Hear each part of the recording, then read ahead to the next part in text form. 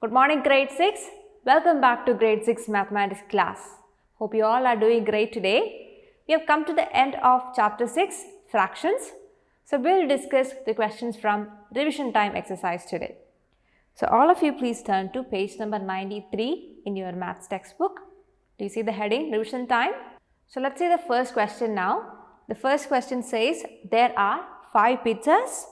How much pizza would each person get when shared equally if there were 6 people, there were 10 people, there were 3 people, there were 2 people. So what we are given?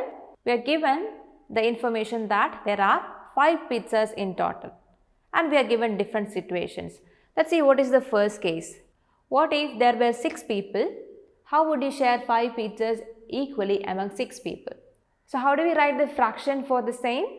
See, there are 5 pizzas which is to be divided among 6 people. So how do you write the fraction? 5 by 6.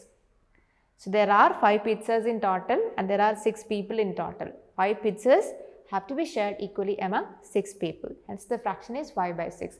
Now what if there were 10 people? How would you divide 5 pizzas equally among 10 people? How would you write the fraction for it? You can write 5 by 10. You see, here this fraction can be reduced to a simpler form. You can see 5 and 10 are both multiples of 5. So if we divide both the numerator and denominator by 5, we will get the lowest form or the simplest form of this fraction. So 5 divided by 5 is 1 and 10 divided by 5 is 2. So this is equal to the fraction 1 by 2. So when 5 pizzas are shared equally among 10 people, the fraction is written as 1 by 2. So each person will get half or 1 by 2 or 1/2 of a pizza. So similarly, find the fraction in the other 2 cases. And there is also something mentioned here. Write your answer in the simplest form or as mixed fractions. So when you find out the fractions for the other 2 cases, see if you can reduce it to the simplest form or if you can express that as a mixed fraction. You can note down your answers in your notebook. Let's see the next question. It says convert the following fractions to mixed fractions. So when we are writing a mixed fraction, it should be a combination of a whole number and an improper fraction. Here we are given improper fractions. How would you find out the equivalent mixed fraction? You have to divide the numerator by the denominator. Or you can use the alternate method we learned in speed maths. So if it is the first question 17 by 4, see I am going to use the first method we learned, that is numerator divided by denominator. So that is 17 divided by 4. So how many 4s are there in 17? We know 4 4s are 16. So I am going to write 4 here. Now I am going to write 16 here, subtract and we get a remainder 1. Now how do you write the mixed fraction from this? What is the formula?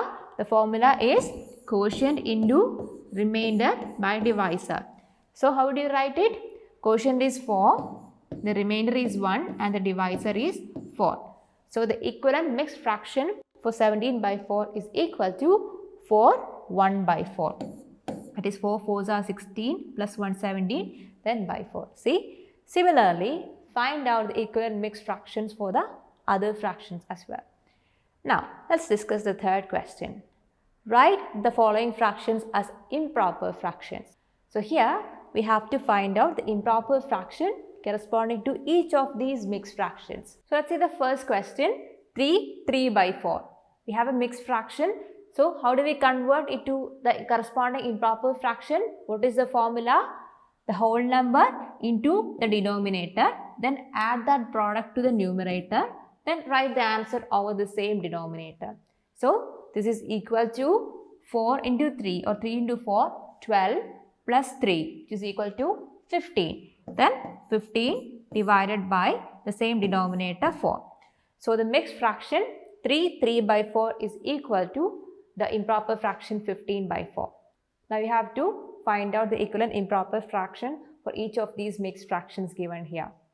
Now let's discuss the fourth question. It says arrange the following fractions in ascending order.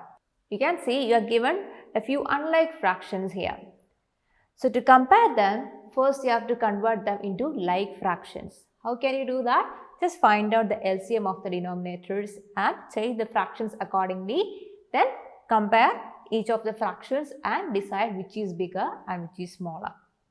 And when you are arranging in ascending order, you have to write the smallest fraction first, then followed by the bigger fraction, and the last fraction will be the largest among the set. So, let's continue the discussion with question number 5. The following are the marks of Rosie in different subjects. Maths, she scored 60 out of 80. In history, she scored 18 out of 45. In science, she scored 60 out of 90. And in computer science, she scored 16 out of 20. So, these are the marks Rosie scored in her exam. Now, you are supposed to find out in which subject did she score the highest marks and in which subject did she score the lowest marks. So, here you are actually assessing her performance in the examination. So, here you can see the marks are given as fractions, but they are all having different denominators, or the total marks is different in each case. So, here you are supposed to compare these unlike fractions. So, what do? You have to first convert them into like fractions by finding out the LCM of the denominators or the LCM of the total marks. Then change the fractions accordingly, make the denominators as the LCM, then compare the marks and decide in which subject did she score the highest and in which subject she scored the lowest. So children, I hope these 5 questions are clear to you. You may note down the answers to these questions in your notebook. Once you are done with that, please do take a picture and send us through Microsoft Teams. So let me remind you the homework once again. Complete the questions, question number 1 to 5 of revision time exercise in your notebook. So that's all for today. We'll meet in the next class with the rest of the exercise. Till then, bye.